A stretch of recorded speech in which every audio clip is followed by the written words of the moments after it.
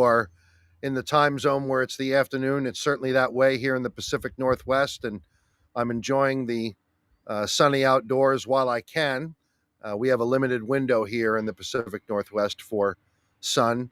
And even though it's still on the chilly side, I enjoy being outside and having a cigar and talking about working through common conflicts with meaningful communication. Welcome all. And this is our all social platform live. So we are streaming on LinkedIn, we are streaming on Facebook, we're streaming on Instagram, and we're streaming on YouTube. Welcome to this topic, communicating through common conflicts, customer service conflicts. Our customer service staff are among, I would say, the most frequently encountered when it comes to people presenting anger and aggression over a variety of contexts. It could be in the showroom, it can be in the display room, it can be on the telephone with a customer.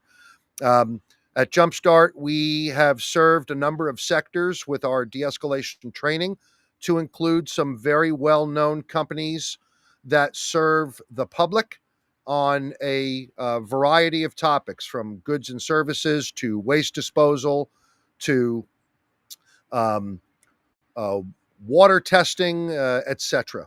It's an interesting time now where de-escalation is becoming more and more mainstream, and how to do it effectively is becoming of more interest to more people. Let's talk a little bit about this context, customer service conflicts. Um, it's not unusual to observe, either on any of our social media platforms or in real time in the course of your day-to-day life, uh, to make an observation of someone becoming animated, angry at a employee of an organization. It could be a barista at Starbucks for waiting too long. It could be a super long line at the post office and there's not enough staff there serving people. It could be um, someone in a department store, a convenience store. You know, I'll quickly mention this. Great, thank you, Jess.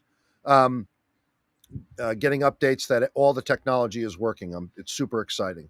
Um, we got phone calls during COVID from organizations that I never thought would want to learn more about de-escalation, because their workforces were having to manage conflict around COVID safety measures, masking, um, spacing, physical spacing between people, and encounters of violence as a result of disagreement over these things. So, arguably, that fits under the customer service space. And, when people go to work for their everyday job to make a living, to attend to their well-being, their family needs, most people are not signing up for work with enthusiasm about having to manage the presentation of people who are angry and aggressive.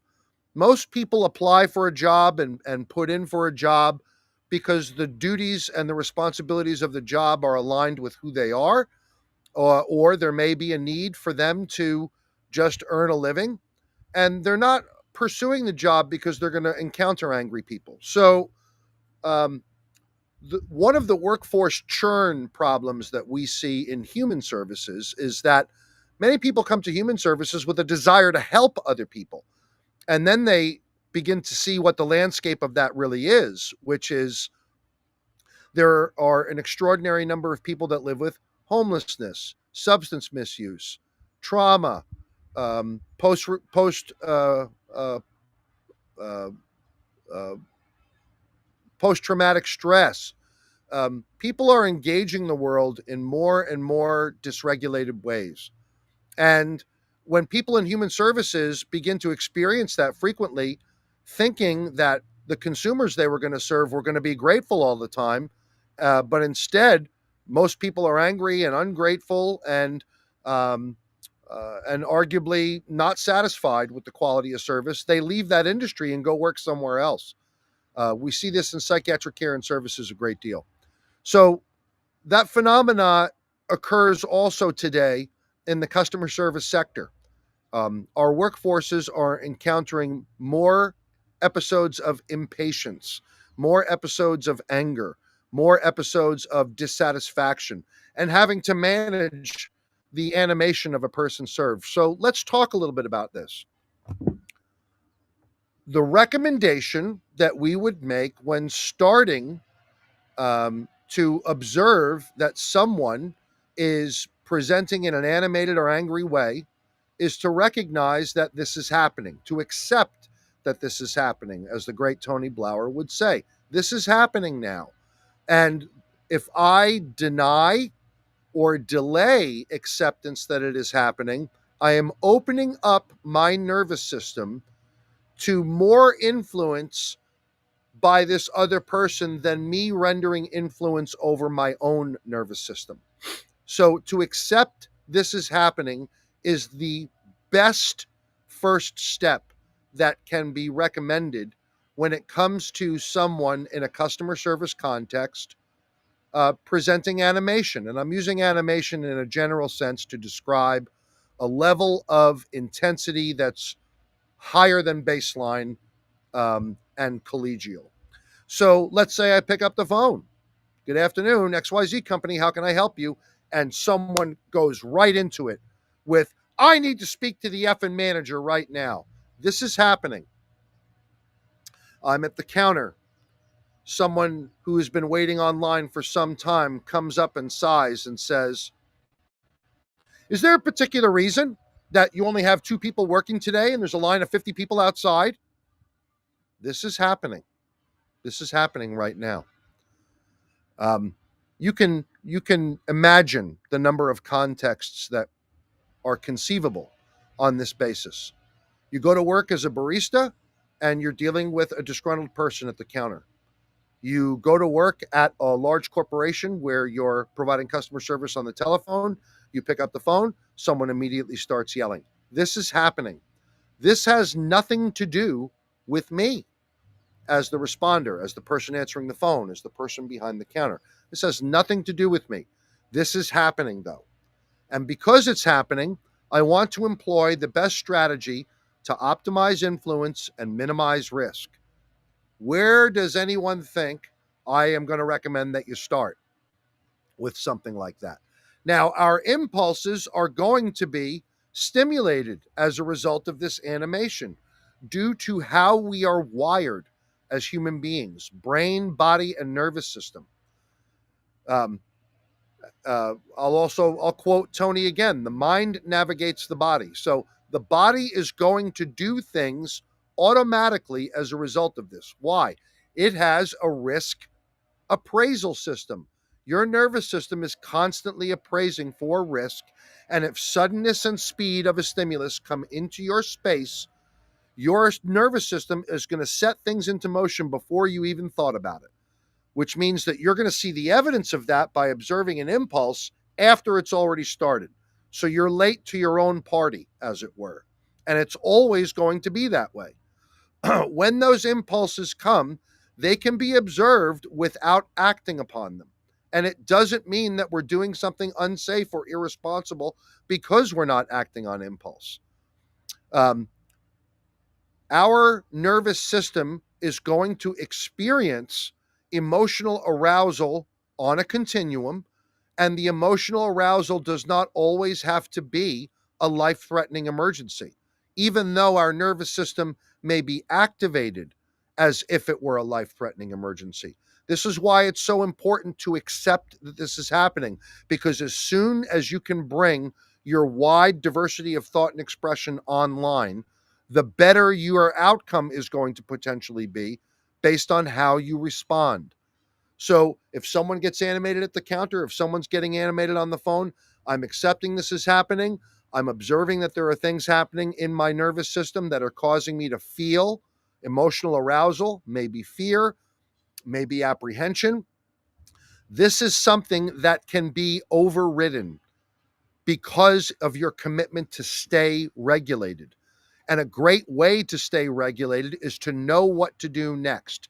And what we would say in the physical space, depending upon the proximity of the other person is to be in a state of posture and readiness to manage the animation of the other person in a way that sets you up for success.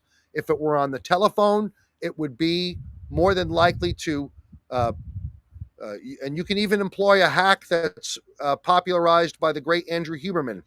2 big inhales through the nose, 1 through the mouth, which is going to stimulate the parasympathetic nervous system, and then move on to your next action. What would that be?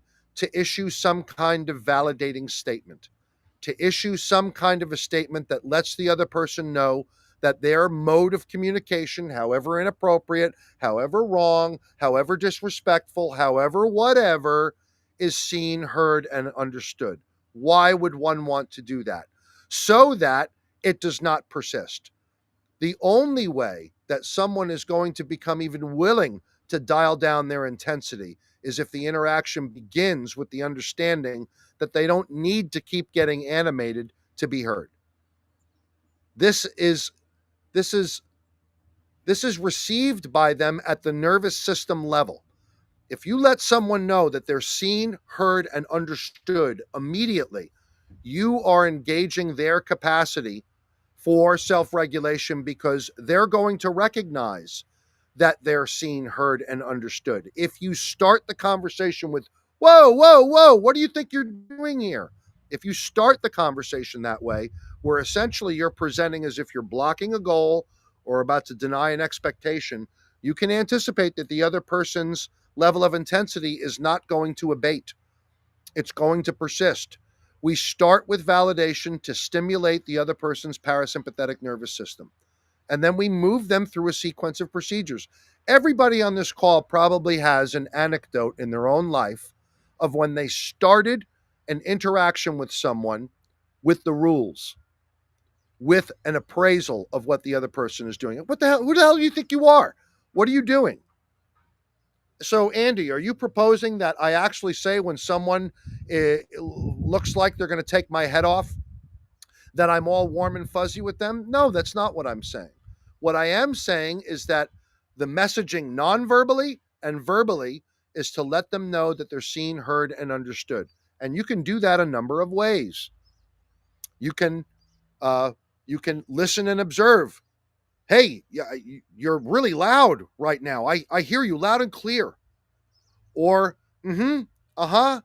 or accurately reflecting what has been stated. I hear you saying that you've been online for a long time.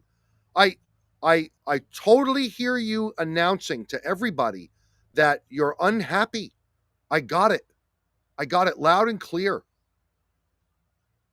This messages the other person that their effort, their whether it's built up, pent up effort, whether it was immediately instigated, has been satisfied. Their effort to be heard has been acknowledged. They may not need to continue at that intensity. Now, very often in the customer service setting, someone who's calling and who is animated has some kind of goal in mind. The goal in mind could be a refund. The goal in mind could be to express an inequity in value. The goal in mind may be to get something faster. We know from the anger research that blocking a goal or violating an expectation creates conditions where someone feels anger. Why would I want my initial statement to be something that confers the idea that their goal is going to be blocked or their expectation is going to be violated? And isn't it interesting that our impulse very often is to start there? And this is why this content that we're talking about ideally has to be trained, because it doesn't come natural. Why? Your risk circuitry wants this to stop. Where you either have to get out of there or you may have to protect yourself. This is what the survival wiring does to the human being. And we're interested in doing something differently. We're interested in leveraging our capacity for self-regulation that is trained, that is practiced, to influence someone else to consider the idea that they don't need to get this animated to be heard, and that we are committed to this notion of reducing risk and problem solving. I have to tell you that this is very empowering when you get good at it. There are people who come to work that are entirely unhappy because they are going to encounter angry people today. They're going to encounter unsatisfied people today, and they don't want to come to work as a result. The world is becoming a more and more angry place, which, if one wants to survive it, the recommendation we would have is to get better at this stuff. Because if you get better at this stuff, you influence the world around you in a way that's good. If you demonstrate a capacity to receive someone's animation without internalizing it, by accepting that this is happening, by recognizing that this has nothing to do with me, and by engaging in trained activity to reduce risk and optimize influence, you are the incident commander of your own incident. You are the first responder to yourself. This is what first responders do. They engage their capacity for wide diversity of thought and expression so they can move through procedures and resolve an incident. You are the responder to your own emergency. And it doesn't mean your personal emergency. I'm talking about the one that shows up. Now, your own nervous system wants to potentially make it an emergency. This is where we can observe things that are occurring in our own nervous system and not necessarily do anything about them. And the next question might be, well, how the heck do you get good at that? That's different for a lot of people. The time to practice that is not during someone's anger, by the way. There are very few people who get good at things by doing the contest of them. In other words, championship boxing protocol includes sparring, but it does not only specify getting in the ring and getting beat up as a way to become a better boxer.